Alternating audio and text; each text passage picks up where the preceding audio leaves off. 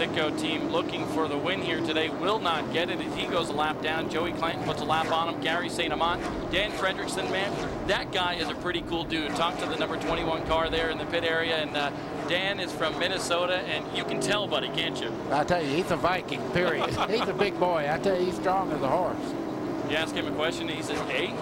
There's Robbie Pyle and the Sitco team down on pit road. The team going to work on that car. And there's a guy that had a tough blow at Lakeland. Mike Garvey in that W.J. Clemens Investments car goes underneath Reed Sorensen. Jimmy Trado, what do you got for us on that 63 car? Robbie Pyle brought that Sitco 63 in the pits. The crew did not go with tires, so it was not a flat tire. They're looking at the left rear axle. The axle may have stripped out of the car. It was only driving off the right rear. Pyle has an axle problem. The jack stands are here. It may be a costly pit stop for Robbie Pyle, trying to improve on his 21st starting position. It'll be a long afternoon here at Irwindale for these guys. Oh, we talked about these boys at the top of the show, buddy Baker. How frustrating is that for guys like Michael Gasman, Lance Wells, and everybody on that team working on that car right now? You think you have everything 100%. You can see right there a little frustration because he can't even get the cap off to get the axle out. So you get very frustrated. It's a long ways out here. You want to do well. It's a new audience out here. And a long way to go in today's race. Joey Clanton certainly showing the way, but Kevin Swinski is closing in that number 1 car right now. We have plenty of racing action for you out here at the Irwindale Speedway today. Pit stops coming up. They'll be changing those BFG tires. We'll be back in a moment. There's nothing better than taking a little stroll on the beach out here on the Pacific Ocean. That little gentleman having a great time chasing the birds down there on the shore. Right now, Joey Clanton certainly running away just like that kid is doing right now. We take a look at the skies overhead. Welcome, Four Oaks, Baltimore, Maryland, and my buddy, Buddy Baker. They know him out here in Golden State. I tell you, they don't miss a trick in California. It's fun being here. Just like that kid running on the beach, there's Joey Clanton running away right now. Kevin Sawinski trying to close in, hasn't been able to just yet, but 31 laps complete out here as Joey Clanton picking up right where he left off at Lake. Well, the one thing I'm noticing right now is Sawinski cannot run on the bottom part of the racetrack because they're going by lap traffic right now. So it took his groove away, and he's up there where Clanton runs. And he's just not able to close in at all. Jim Trado, what do you got for us as the yellow flag flies? Unfortunately, this is the right rear axle assembly of Robbie Pyle's car. Right rear axle. I didn't know which one it was. This is what the axle should look like. It's sheared 4 inches in from the hub. It's sheared clean off the car. The crew continues to work on it, but you can see that this twisted in a hurry and only had traction off the left rear wheel. Not good, buddy, and yellow flag does fly as we look at the broken parts, but that's Jake Hodges in the number 95 car from right here in California. Looks like he's got some big-time damage to the left front of that car. Oh, you can see the wheel right there. It's absolutely turned back under the car, so he's got big problems there. He made some contact with something pretty seriously. David Stremme has also been onto pit road. David Stremme, we've told you about all the problems that he's had here this weekend. Just a tough break for that team. An innocent victim of a crash in practice, then crashed in qualifying. That crew worked overnight. They did not get any sleep. Did Howie let out Ron Trado and the boys on that Meyer team. They went to work on that car. Got it back here for today in the race, but he's already been onto pit road, buddy.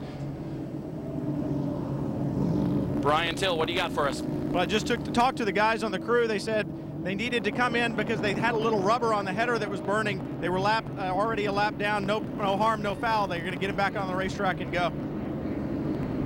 Not a good break for a team that's worked so hard already this weekend. I noticed some of the cars that were up front, like Greg Stewart, he's taking advantage right now and coming in the pits to make a pit stop because the car was obviously not very good. He fell back to the back part of the field. Now he comes into the pits. So a lot of these guys, when you have a caution like that, if you're not running well, you can make adjustments and get back up where you belong.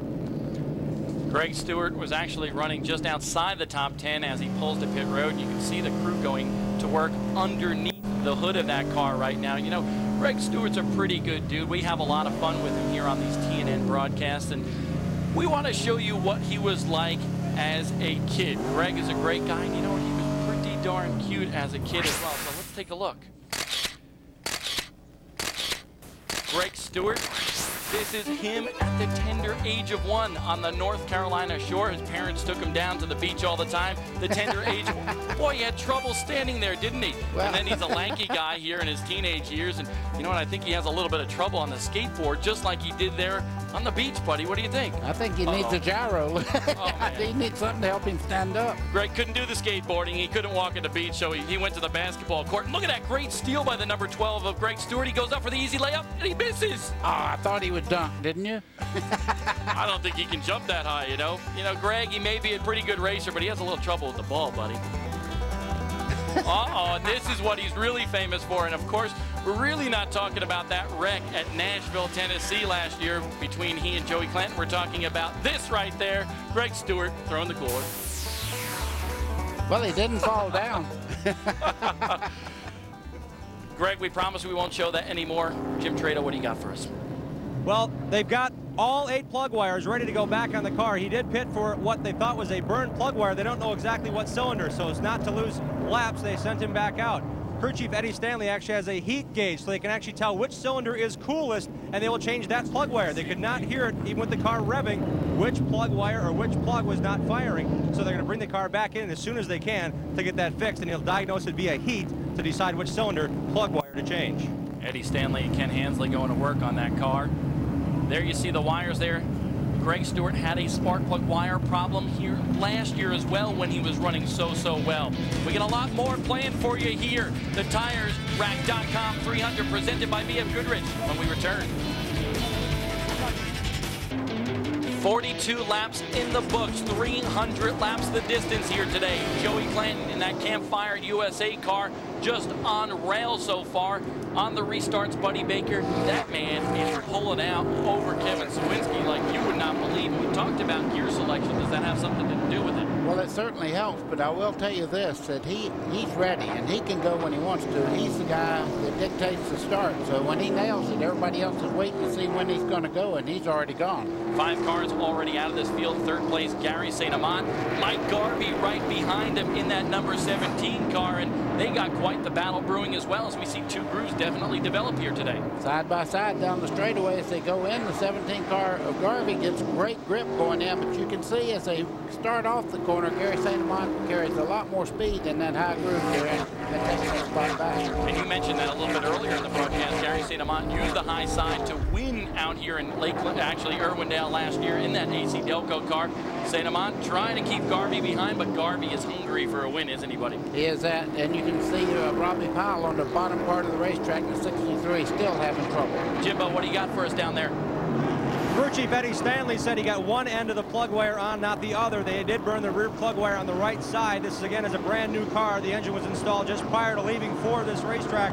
Eddie Stanley could not physically put the plug wires on due to heat. It burned through his gloves, it burned through his arm protectors, and now he's trying to put the plug wire on properly so they can finish this 300-lap race.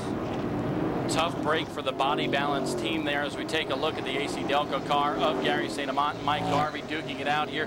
Garvey's sort of fallen back in line a little bit now. Well, what happened is he made a couple of runs on the bottom part of the racetrack, got the right front a little warm.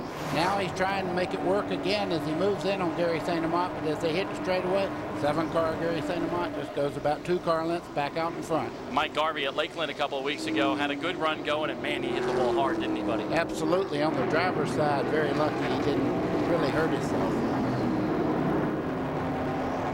Garvey trying to go to the inside of Gary St. Amant. Lap 50 in the books here. J.C. Beatty, you see him running in 19th spot there on the upper left of your screen. Mike Garvey started 8th, finished 31st out here last year. Had some big time trouble when he was with the Lefevre Racing Team in this race. Practiced, had an accident in practice, and Mike Garvey, you know what, he's a determined guy, but we mentioned that Lakeland accident. Let's find out a little bit more about that. Mike Garvey started the 2002 season with a brand new race car and a brand new race team, but Mike, the season did not start the way you wanted it to. Boy, that's an understatement, Brian. You know, we had a big wreck at Lakeland, lost our brakes, got hit the wall at the driver's side, and just worst wreck I've ever had in my life. Hit the wall a ton with the driver's door, squished the door bars, squished the dash bar, just totally demolished the car. But because of the Hans device and the seat from Butler, I'm able to be here racing this weekend, and without that, I don't think I could be. Well, that's one of the reasons these drivers like to compete in ASA. They've got great cars, great competition, and great safety.